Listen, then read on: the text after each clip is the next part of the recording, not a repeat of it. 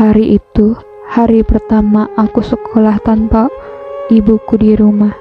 Pagi itu bapakkulah yang membangunkanku. Dia pamit berangkat kerja dan memberiku uang untuk jajan. Lalu, ku bergegas mandi dan membangunkan adik-adikku. Ku kasih sarapan kedua adikku. Lalu ku berangkat sekolah, ku kunci pintu rumah dan membawa adikku ke sekolah. Sesampainya di sekolah, ku berkata pada adikku, "Kalau teteh di dalam kelas, kamu di luar jangan kemana-mana ya, tunggu teteh istirahat." Dan kedua adikku menurutiku. Dia selalu mengintip aku di jendela. Sampai suatu hari, ibu guruku bertanya, "Tumben bawa adik-adik ke sekolah?" Dan teman-temanku mengolok-olokku. "Iya, dia ditinggal ibunya pergi," sambil tertawa. Hati kecilku menangis, tapi aku tidak peduli dengan perkataan temanku, karena memang betul keadaannya. Dan ibu guru menanyakanku, "Imas, ibumu emang pergi kemana?" Ku jawab sambil menundukkan kepala, "Mungkin ke rumah saudaranya, Bu." "Lalu di rumah ada siapa aja?" Ku menjawab, "Di rumah tidak ada orang, Bu. Bapak kerja, dan adikku gak ada yang aku bisa titipkan." Ibu guru lalu bertanya lagi padaku, "Imas, masih punya nenek kan?" Seketika ku teringat, oh iya, aku masih mempunyai nenek dari bapakku. Iya, ibu dari bapakku. Pulang sekolah, aku menggendong adikku dan menuntun adikku jalan kaki menuju ke rumah nenekku. Iya, rumah nenekku, yaitu di kampung sebelah. Jalan kaki pilihanku ke rumah nenekku. Sesampai di depan rumah nenekku, aku memanggil, "Bu, Bu." Nenekku keluar dari pintu. Nenek yang setengah tua, berambut putih, sudah tak lagi muda. Dia melihatku dari kejauhan. "Tumben kesini?" "Iya, aku adik-adikku masuk ke rumah nenek." Adikku bernama Irfan dan Yanti bercerita ke nenek, "Emak pergi, Bu, dari rumah." Dan nenekku menanyakanku, "Apa benar ibumu pergi?" "Iya, Bu." Seketika kulihat wajah nenekku tanpa musam. Sepertinya dia mengetahui apa yang terjadi dalam rumah tangga menantu dan anaknya. Akhirnya nenekku pergi, bergegas bareng pulang ke rumah. Sepanjang jalan ku bercerita, dan akhirnya aku bisa tertawa di samping nenekku. Biasanya aku yang menggendong adikku Yanti, nenekkulah yang menggendong adikku. Dia nampak sudah tua, namun aku tahu nenekku masih kuat. Sepanjang jalan kita bercerita. Dia menanyakan sekolahku yang baru saja masuk kelas SD. Sepanjang jalan ku bercerita pada nenekku, ada sedikit tertawa dan gurauan. Sesampainya di rumah, ku buka pintu.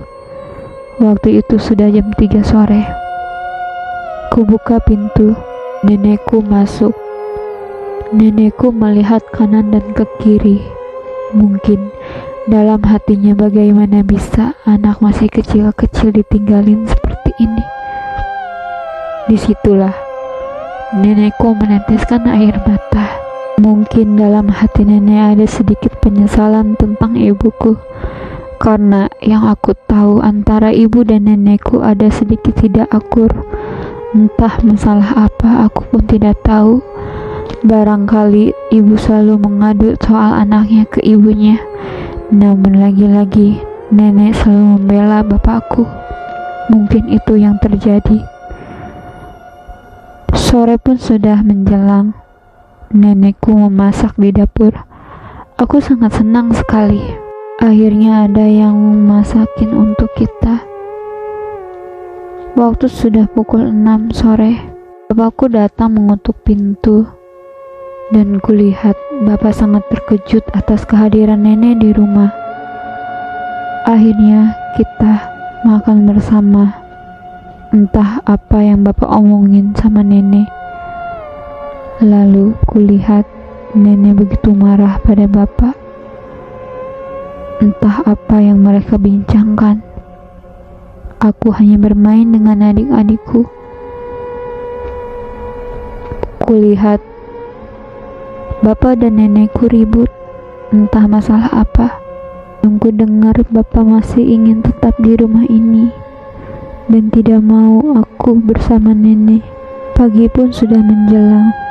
Kulihat matahari begitu cerah. Cahayanya masuk ke dalam rumah. Kulihat nenekku memasak nasi goreng.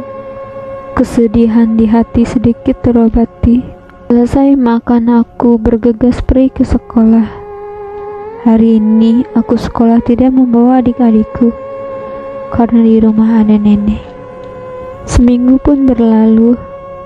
Masih terasa hangatnya tangan nenek di rumah. Namun ku tahu nenek punya rumah yang dia khawatirkan. Akhirnya nenekku minta izin pulang ke rumahnya tanpa membawa aku dan adikku. Rasa sedih pun mulai muncul lagi. Bapakku melarang anaknya ikut pada nenek. Aku tidak tahu kenapa bapakku keras kepala sekali. Dan akhirnya nenek pergi dari rumah. Hari-hari seperti biasa aku lalui lagi tanpa nenek di rumah. Bapakku sekaligus ibuku, iya. Dia selalu bangun pagi untuk memasak dan pergi bekerja mencari nafkah. Aku yang di rumah, hari-hari selalu menjaga adik-adikku. Saat sekolah, kutitipkan adik-adikku pada nenekku. Dan ku jemput pulang kembali saat ku selesai sekolah. Seperti pesan bapakku, aku tidak mengerti mengapa kita tidak tinggal di rumah nenek saja. 1 tahun pun berlalu. Banyak yang kuhabiskan hari-hariku bersama bapakku. Kehangatan, iya, bapak mungkin mencoba menghibur hidupku. Dia ingin membuktikan bahwa dia ayah yang baik untuk anaknya. Sore sudah menjelang malam. Kulihat bapak sudah tertidur dan adik-adikku juga. Kutatap raut wajah bapakku. Tak sanggup aku melihatnya. Tubuhnya kurus, penampilannya pun sudah tak terurus. Aku meneteskan air mata dan berkata, "Pak, suatu saat aku akan membahagiakanmu." Namun di malam itu pun aku teringat sosok ibuku. Mungkin dia pergi juga karena ulah bapakku. Namun keadaan ini yang sangat membuat aku benar-benar tidak bisa menyalahkan kedua orang tuaku dengan atas apa yang terjadi pada diriku. 2 orang manusia yang tak sempurna untuk anak-anaknya. Aku berdiri di tengah-tengah remuknya kondisi rumah. Itulah yang membuat aku dewasa sebelum usia. Umurku sudah 8 tahun dan aku pun kelas 2 SD.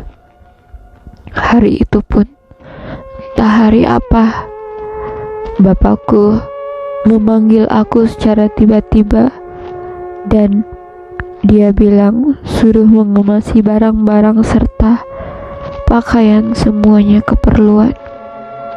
Kita pindah ke rumah nenek, kata bapakku. Hidupku penuh tanda tanya.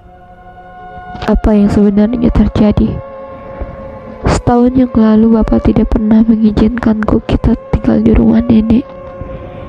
Dan saat ini kita semua akan pergi tinggal ke rumah nenek. Ku bertanya kepada bapak, Ada apa, Pak? Ternyata